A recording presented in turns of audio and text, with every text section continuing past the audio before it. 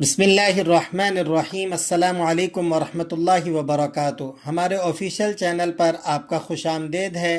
آج کی ویڈیو میں آپ کو ایک ایسے درود پاک کے بارے میں بتائیں گے جس کے متعلق حضرت انس بن مالک رضی اللہ عنہ سے روایت ہے۔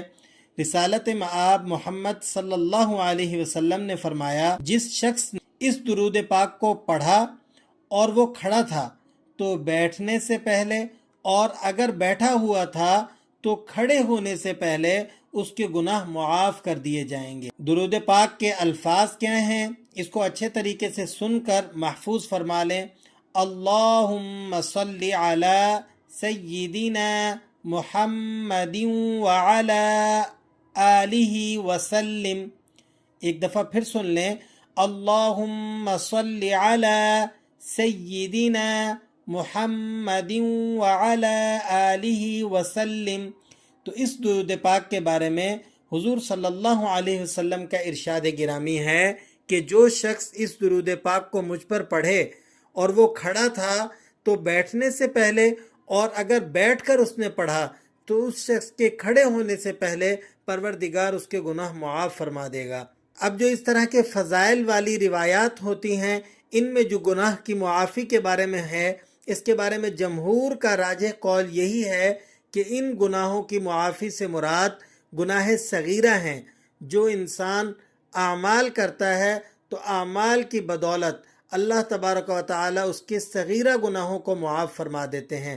البتہ کبیرہ گناہ جو ہیں وہ بغیر توبہ کے معاف نہیں ہوتے۔ کبیرہ گناہوں کی معافی کے لیے ضروری ہے کہ آپ اس گناہ سے توبہ کریں۔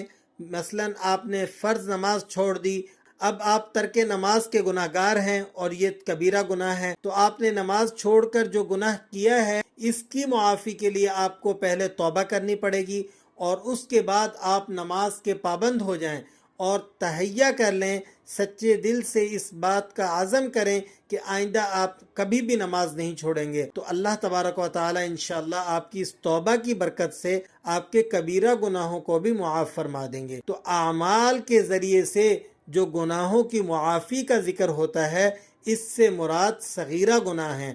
صغائر اللہ تبارک و تعالی اعمال کے صدقے سے معاف فرما دیتے ہیں، تو کبائر سے بچنا یہ بھی ضروری ہے اور صغیرہ سے بھی بچنا ضروری ہے۔ البتہ صغیرہ گناہ انسان جو وقتاً فوقتاً اچھے اعمال کرتا ہے، ان اعمال کی برکت سے اس کے صغیرہ گناہ معاف ہوتے رہتے ہیں۔ اور کبیرہ گناہوں کے لیے انسان کو چاہیے کہ وہ توبہ و استغفار کرتا رہے، استغفار کا اہتمام کرے۔ استغفار کرنے والے شخص کے بارے میں حدیث مبارکہ میں آتا ہے، التائب من الذنب کمن لا ذنب لہ۔ گناہ سے توبہ کرنے والا شخص ایسا ہے گویا کہ اس نے گناہ کیا ہی نہیں۔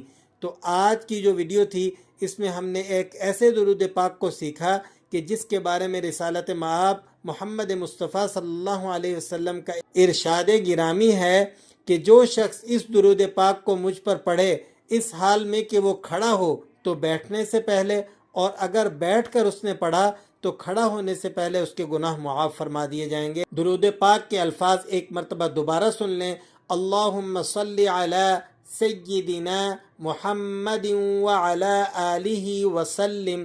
اللہ تبارک و تعالی ہم سب کو درود پاک کی کثرت نصیب فرمائے، دعاؤں میں یاد رکھیں، خوش رہیں۔ السلام علیکم ورحمۃ اللہ وبرکاتہ۔